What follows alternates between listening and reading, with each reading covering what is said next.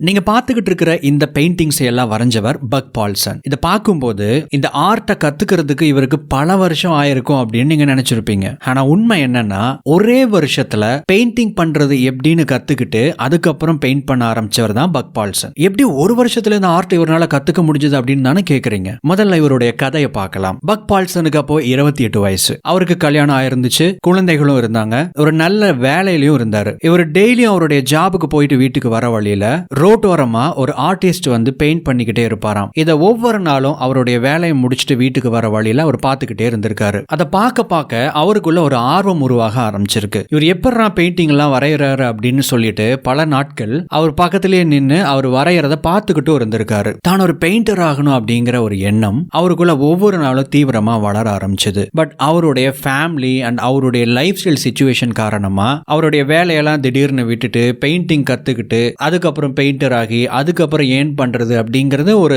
அசாத்தியமான ஒரு செயலாகவே இவருக்கு தோணிட்டு இருந்துச்சு. அப்ப இவருடைய ஆபீஸ்ல இவருடைய ஃப்ரெண்டு கிட்ட இந்த விஷயத்தை ஷேர் பண்றாரு. இவருடைய ஃப்ரெண்டு ஒரு ஐடியா கொடுக்கறாரு. நீ பெயிண்டர் ஆகணும் அப்படின்னா டைரக்டா ஏற்கனவே பெயிண்டரான ஒரு நபரை போய் பாரு, அவர்கிட்ட ஐடியா கேளு, முடிஞ்சா அவர்கிட்ட இருந்து கத்துக்கிறதுக்கு முயற்சி பண்ணு. நீ இந்த பெயிண்டிங் கிளாஸ் எல்லாம் போய் கத்துக்கிறத விட ஒரு மென்டார் மூலமா கத்துக்கிட்ட அப்படின்னா ரொம்ப சீக்கிரமா கத்துக்க முடியும் அப்படின்னு அந்த யோசனையை சொல்றாரு. இந்த யோசனை இவருக்கு ரொம்ப நல்லதா பட்டுச்சு. அந்த டைம்ல இவர் வாழ்ந்துகிட்டு இருந்த டவுனுக்கு கிளாட் பக் அப்படிங்கிற ஃபேமஸான ஒரு ஓவியரும் வரதா கேள்விப்படுறாரு. இவர் யாருன்னா, இவருடைய காலகட்டத்தில் வாழ்ந்துட்டு இருந்த 100 பெஸ்ட் ஓவியர்கள்ல இவரும் ஒருத்தர். இதை தெரிஞ்சுக்கிட்ட பக் பால்சன் உடனே கிளாட் பக் பார்க்கறதுக்கு போறாரு. அவரை மீட் பண்ணி தனக்கு ஓவியம் வரைகிறது ரொம்ப பிடிச்சிருக்கு, ரொம்ப ஆர்வமா இருக்கு அப்படின்னும், ஆனா இதுக்கு முன்னாடி எனக்கு பெயிண்டிங் வரைஞ்சதுக்கான எந்த முன் அனுபவமும் இல்லை, எனக்கு சுத்தமா எதுவுமே தெரியாது அப்படிங்கிற இந்த 2 விஷயத்த சொல்லிட்டு என்னால ரொம்ப சீக்கிரமா எவ்வளவு வேகமா முடியுமோ அவ்வளோ வேகமா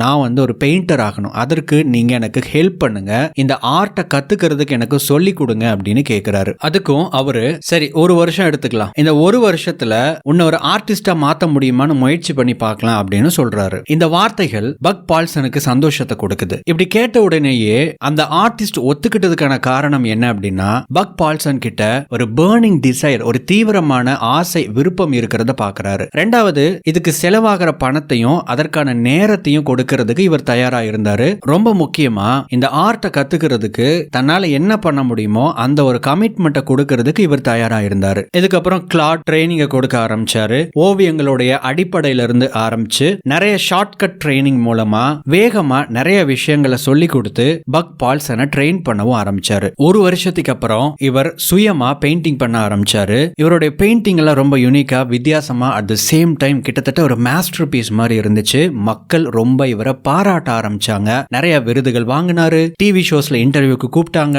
நிறைய மேகசின்ஸ் கவர்ல வந்தாரு. இதுக்கப்புறம் அவர் ஒரு ஃபேமஸான பெயிண்டராகவும் ஆயிட்டாரு. இவன் இப்ப கூட இவருடைய பேரை நீங்க யூடியூப்ல டைப் பண்ணீங்க அப்படின்னா இவருடைய வீடியோஸ் நிறைய வரும். இவருடைய ஸ்டோரியை நல்லா கவனிச்சு பாருங்களேன். 5 வருஷம் 10 வருஷம் அப்படின்னு எஃபோர்ட் போட்டு லேர்ன் பண்ணி அதுக்கப்புறம் ஒரு மாஸ்டர் ஆர்டிஸ்ட் அப்படின்னு ஆகிறவங்க மத்தியில ஒரே வருஷத்துல ஜஸ்ட் 1 இயர்ல இவர்னால எப்படி இந்த ஆர்ட்டை ரொம்ப வேகமா கத்துக்க முடிஞ்சது? இதுக்கான ரீசன் இவருடைய கோல் அச்சீவ்மெண்ட்டுக்காக ஃபாலோ பண்ண ஸ்ட்ராட்டஜி தான். பட் இதுக்கெல்லாம் பேசிக்கா வந்து பாத்தீங்க அப்படின்னா பர்னிங் டிசைர், தீவிரமான ஆசை, இதுதான் எல்லாத்துக்கும் ஒரு ஸ்டார்டிங் பாயிண்டா இருக்கு. ஓகே, இப்ப நம்ம கதைக்கு வருவோம். எப்படி பக் பால்சன் மாதிரி நம்முடைய மிகப்பெரிய இலக்குகளை 6 மாசத்துல அடையிறது, ஒரு சில இலக்குகளை அடையிறதுக்கு சில வருடங்கள் ஆகும் அப்படின்னு சொல்லப்படுற அந்த இலக்குகளை 6 மாசத்துல அடையிறது எப்படி? இதுக்கான பேசிக் பிரின்சிபிள்ஸ் தான் இன்னைக்கு இந்த வீடியோ மூலமா நாம தெரிஞ்சுக்க போறோம். இது எல்லாத்தையும் ஹார்ட் கோல்ஸ் அப்படிங்கிற புத்தகத்திலிருந்து நாம பார்க்க இருக்கிறோம். சரி, ஸ்டார்ட் பண்ணலாம். அது என்னது ஹார்ட் கோல்ஸ் அப்படின்னு கேட்டீங்கன்னா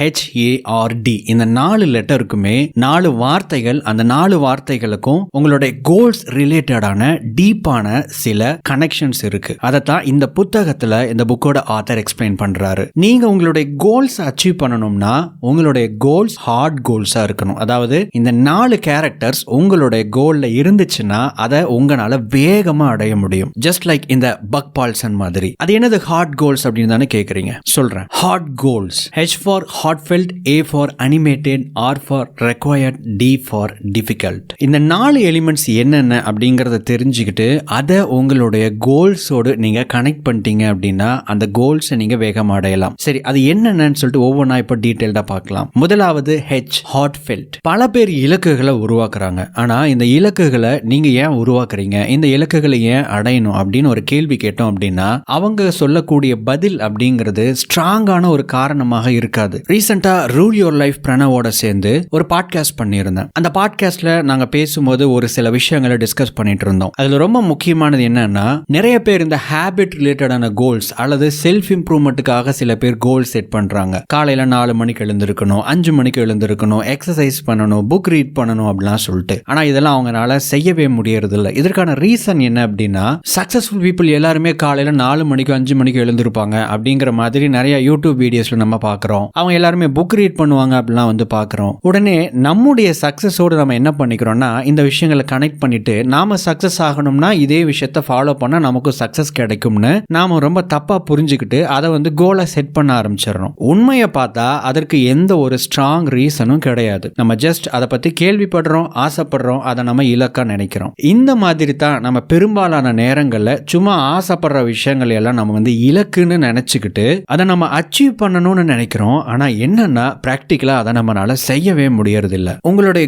கோல் ஸ்ட்ராங் ஆனது அப்படின்னா அட்லீஸ்ட் அதுக்கு ஒரு 3 ரீசன்ஸ் ஆவது இருக்கணும். 3 கூட தேவையில்லைங்க, ஒரு ரீசன், ரொம்ப ரொம்ப ஸ்ட்ராங்கான ஒரே ஒரு ரீசன் இருந்தா போதும். அந்த ரீசன் அப்படிங்கிறது உங்களுடைய சம்திங் பர்சனல் ரீசனா இருக்கணுமே தவிர நீங்க கேள்விப்பட்ட விஷயங்கள், ஆசைப்பட்ட விஷயங்கள் எல்லாம் வந்து கோல்ஸா ரீசன்ஸா எடுத்துக்க முடியாது. சம்திங் அது உங்களுடைய ரொம்ப பர்சனலா உங்களுடைய மனசுல இருந்து வரக்கூடிய ஒரு ரீசனா இருக்கணும். அதுதான் இங்க வந்து ஹார்ட் ஃபெல்ட் அப்படிங்கிறாங்க. Next A stands for animated. உங்களுக்கு ஒரு இலக்கு இருக்கு அப்படின்னு வச்சுக்கலாம். அந்த இலக்கோட எண்ட் ரிசல்ட் இருக்கு இல்லைங்களா, அதாவது ஒரு செர்டைன் ஸ்டேஜ் நீங்க அடையணும்னு ஒரு கோலா செட் பண்றீங்க அப்படின்னா அந்த ஒரு செர்டைன் ஸ்டேஜை உங்களால விசுவலைஸ் பண்ண முடியுதா, உங்களால உங்களுடைய மன கண்ணால பார்க்க முடியுதா? ஒரு சினிமா பட டைரக்டர் இருக்கிறாரு அப்படின்னு வச்சுக்கலாம். அவர் ஒரு ஸ்கிரிப்டை எழுதி முடிச்சிட்டாரு அப்படின்னாவே ஒவ்வொரு ஷாட்டும் ஒவ்வொரு சீனும் எப்படி இருக்கும் அப்படின்னு அவர்னால அவருடைய மன கண்ணால விசுவலைஸ் பண்ண முடியும் இல்லைங்களா? அவர்னால விசுவலைஸ் பண்ண முடிஞ்சது அப்படின்னா மட்டும்தான்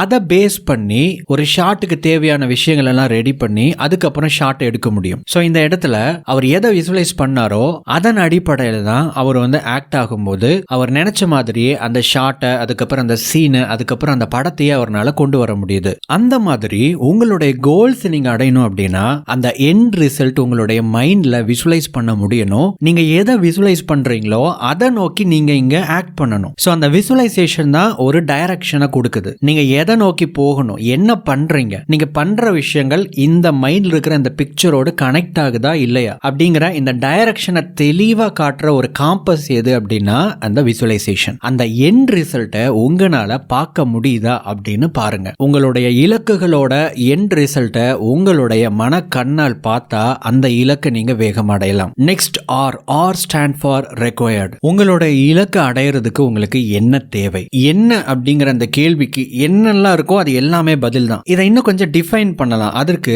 அடுத்த பாயிண்ட்ல என்ன எக்ஸ்பிளைன் பண்ணியிருக்காங்க அப்படிங்கிற அந்த 2 விஷயத்தையும் கம்பைன் பண்ணி நாம பார்க்கணும். Next D stand for difficult. உங்களுடைய இலக்குகள் இருக்கு இல்லையா, அந்த இலக்குகள் எந்த அளவுக்கு கடினமானவை, அந்த இலக்கு அடையிறது அப்படிங்கிறது எந்த அளவுக்கு கடினமானது, இதை நீங்க முதல்ல டிஃபைன் பண்ணணும். உங்களுடைய கோல்ஸ் ரொம்ப சிம்பிளா இருக்குன்னு வச்சுக்கோங்க, அதை வந்து எதுக்கு நம்ம அச்சீவ் பண்ணிட்டு அப்படின்னு சொல்லிட்டு நீங்க அதை பத்தி பெருசா வந்து பெருசுபடுத்திக்க மாட்டீங்க. உங்களுடைய கோல்ஸ் மிகப்பெரியதாக இருக்கு அப்படின்னு வச்சுக்கோங்க, இந்த இலக்கை என்னால அடைய முடியுமா, இருக்கிற வேலையெல்லாம் விட்டுட்டு அந்த இலக்குக்காக என்னால வந்து ஹார்ட் ஒர்க் போட முடியுமா, அப்படியே ஹார்ட் ஒர்க் போட்டாலும் அது வந்து ஒர்த்தா இருக்குமா, சக்சஸ் கிடைக்குமா அப்படின்னு பலவிதமான பயங்கள் காரணமா அதை பத்தி நீங்க நினைக்கவே மாட்டீங்க. உங்களுடைய கோல்ஸோட லெவல் அப்படிங்கிறது ரொம்ப ஈஸியாவும் இருக்கக்கூடாது, செய்ய முடியாத அளவுக்கு கடினமானதாகவும் இருக்கக்கூடாது. அப்ப இது 2க்கும் நடுவுல உங்களால செய்ய முடியும், ஆனா அது டிஃபிகல்ட்டான ஒரு விஷயம் அப்படிங்கிற அந்த 2 விஷயங்களை ஒன்னா சேர்ந்த ஒரு இலக்கா இருந்துச்சுன்னா அந்த இலக்கை உங்களால அடைய முடியும். இப்போ 3வது பாயிண்ட்டுக்கு வருவோம். R stands for required. என்னென்ன விஷயங்கள் தேவைப்படுது, உங்களுடைய இலக்கோட டிஃபிகல்ட்டி லெவலை நீங்க கண்டுபிடிச்சிட்டீங்க அப்படின்னா அதை அடையிறதுக்கு எவ்வளவு காலம் எடுக்கும் அப்படிங்கிற அந்த ஒரு ரெக்வயர்மெண்ட் உங்களுக்கு கிடைச்சிடும். இதுக்கப்புறம் எந்தெந்த விஷயங்களை நீங்க சாக்ரிஃபைஸ் பண்ணணும், இந்தந்த விஷயங்கள் எல்லாம் நான் இப்போதைக்கு நான் விட்டுட்டேன் அப்படின்னா, அதாவது இப்போதைக்கு நீங்க ஈடுபட்டுக்கிட்டு இருக்கிற ஒரு என்டர்டெயின்மெண்டான ஒரு விஷயமோ இந்த மாதிரி ஒரு சின்ன சின்ன விஷயங்களை நீங்க சாக்ரிஃபைஸ் பண்ண வேண்டி வரலாம். ஜோர்டன் பீட்டர்சனோட ஒரு கோட் இருக்கு, உங்க வாழ்க்கையில எதெல்லாம் நீங்க வந்து சாக்ரிஃபைஸ் பண்ண போறீங்க அப்படிங்கறத நீங்க தேர்ந்தெடுக்கணும், அப்படி இல்லைன்னா வாழ்க்கை வந்து அதுவே தேர்ந்தெடுத்துடும் அப்படின்னு சொல்லிட்டு. உங்களுடைய இலக்கோட கடினத்தன்மைக்கு தகுந்த மாதிரி எந்தெந்த விஷயங்களை நீங்க விட்டுட்டு உங்களுடைய கோல்ஸை சேஸ் பண்ணணுங்கிறது உங்களுக்கு நல்லாவே தெரியும். அந்த விஷயங்கள் எல்லாம் நீங்க விடணும். அதுக்கப்புறம் அந்த இலக்கை அடையிறதுக்கு என்னென்ன தேவைப்படுகிறது, என்னென்ன ஸ்கில்ஸ் தேவைப்படுது, என்னென்ன நாலேஜ் தேவைப்படுது, இந்த விஷயங்கள் எல்லாம் நீங்க தெரிஞ்சுக்கணும். முதல்ல நிறைய பேருக்கு இலக்குகள் இருக்கு, ஆனா அந்த இலக்குகளை அடையிறதுக்கு என்னென்ன தேவைப்படுது அப்படிங்கிற அந்த ஸ்டெப்ஸ் கூட ரீசர்ச் பண்ணாம இருக்கிறாங்க. நிறைய பேருக்கு பேஷனேட்டட் கோல்ஸ் இருக்கும். நான் ஒரு ரைட்டர் ஆகணும், நான் ஒரு போட்டோகிராஃபர் ஆகணும், நான் ஒரு எடிட்டர் ஆகணும், நான் ஒரு யூடியூப் கான்டென்ட் கிரியேட்டர் ஆகணும், நான் ஒரு பிசினஸ் மேன் ஆகணும்னு சொல்லிட்டு. ஆனா இதெல்லாம் ஆகணும்னு ஆசை வச்சிருக்கீங்களே, இதெல்லாம் ஆகிறதுக்கான வழிமுறைகள் என்ன அப்படிங்கறது என்னைக்காவது தெரிஞ்சிருக்கிறீங்களா? ப்ராசஸ் 1, ப்ராசஸ் 2, ப்ராசஸ் 3ன்னு சொல்லிட்டு இதுல என்னென்ன எத்தனை ப்ராசஸ் இருக்கு அப்படிங்கறதாவது உங்களுக்கு தெரியுமா? நீங்க கோலுக்காக எந்த வேலையும் செய்ய வேணாம், அட்லீஸ்ட் இதை தெரிஞ்சுக்கவாவது நீங்க முயற்சி பண்ணியிருக்கலாமே அப்படிங்கிற கேள்விகளை நான் பல பேர்கிட்ட கேட்டிருக்கேன். ஃபர்கெட் அந்த கோல்ஸ் அச்சீவ் பண்றது, அந்த விஷயம் அதெல்லாம் விட்டுருங்க, அதெல்லாம் மறந்துடுங்க. நீங்க அந்த கோல்ஸ்ல என்னென்ன ப்ராசஸ் இருக்குங்கிறத நீங்க தெரியாம இருந்தீங்கன்னா உங்களுடைய முதல் வேலை என்ன தெரியுமா? அதை தெரிஞ்சுக்கிறது. அதை தெரிஞ்சுக்கிட்டா அதுக்கப்புறம் என்ன பண்ணணுங்கிற மோட்டிவேஷன் தானாவே வந்துடும். அதுக்கப்புறம் உங்களுக்கான டெட்லைனை ஃபிக்ஸ் பண்ணி ஒர்க் பண்ண ஆரம்பிங்க. பார்க்கின்சன் லால ஒரு முக்கியமான ஒரு லா இருக்கு. ஒரு வேலையை செஞ்சு முடிக்கிறதுக்கு நீங்க இவ்வளவு டைம் ஆகும் அப்படின்னு சொல்லிட்டு ஒரு டைமை அலாட் பண்ணீங்க அப்படின்னா அந்த டைம் முழுவதும் அந்த வேலையை நீங்க செஞ்சுக்கிட்டு இருப்பீங்க. உங்களுடைய கோல்ஸ் அச்சீவ் பண்றதுக்கு உங்களுக்கு 5 வருஷம் இருக்கு அப்படின்னு நினைச்சீங்கன்னா நீங்க 5 வருஷம் வரைக்கும் அந்த கோலை அச்சீவ் பண்றதுல உங்களுடைய டைமை ஸ்பெண்ட் பண்ணிக்கிட்டு இருப்பீங்க. டைம் அந்த அளவுக்கு ஸ்ட்ரெச் ஆகும். இதுவே அந்த கோலை நான் 1 வருஷத்துல அச்சீவ் பண்ண போறேன் அப்படின்னா எஸ், அந்த இடத்துல நிறைய எஃபோர்ட் போடணும், நிறைய ஹார்ட் ஒர்க் இருக்கும், பட் இதெல்லாம் இருக்கும். ஆனா உண்மையாகவே தீவிரமா 1 வருஷம் அப்படிங்கிற டெட்லைனை ஃபிக்ஸ் பண்ணி நீங்க ஃபாலோ பண்ணீங்கன்னா 1 வருஷத்துல நீங்க அந்த கோலை அச்சீவ் பண்ணுவீங்க. சோ இந்த லிமிடேஷன்ஸ் அப்படிங்கிறது வெளியே இல்ல, நம்ம மைண்டுக்குள்ள தான் இருக்கு. இப்போ உங்களுக்கு ஏதாவது ஒரு கோல் இருக்கலாம். அந்த கோலோட இப்ப நான் சொன்ன இந்த பாயிண்ட்ஸை பொருத்தி பாருங்க, எந்த அளவுக்கு அது ரிலேட்டபிளா இருக்கு அப்படிங்கறத பாருங்க. இந்த ஹார்ட் கோல்ஸ் கான்செப்டோட உங்களால உங்களுடைய இலக்குகளை ரிலேட் பண்ணி பார்க்க முடிஞ்சது அப்படின்னா உங்களுடைய இலக்குகளை நீங்க மிக வேகமாக அடைய முடியும். இந்த வீடியோல அந்த பாட்காஸ்ட் டிஸ்கஷனை பத்தி நான் சொல்லியிருந்தேன் இல்லைங்களா, அதற்கான லிங்க் தான் இப்ப நீங்க ஸ்கிரீன்ல பார்த்துட்டு இருக்கீங்க. உங்களுடைய கோல்ஸ் அச்சீவ் பண்ணணும் அப்படிங்கிறதுக்காக நீங்க நிறைய லேர்ன் பண்றீங்க, ஆனால் அச்சீவ் பண்ண முடியல. அது ஏன் அப்படிங்கிற அந்த கேள்விக்கான பதிலை நீங்க தெரிஞ்சுக்கணும் அப்படின்னா, நீங்க இன்ட்ரெஸ்டடா இருந்தீங்க அப்படின்னா இந்த வீடியோவை கிளிக் பண்ணி பாருங்க.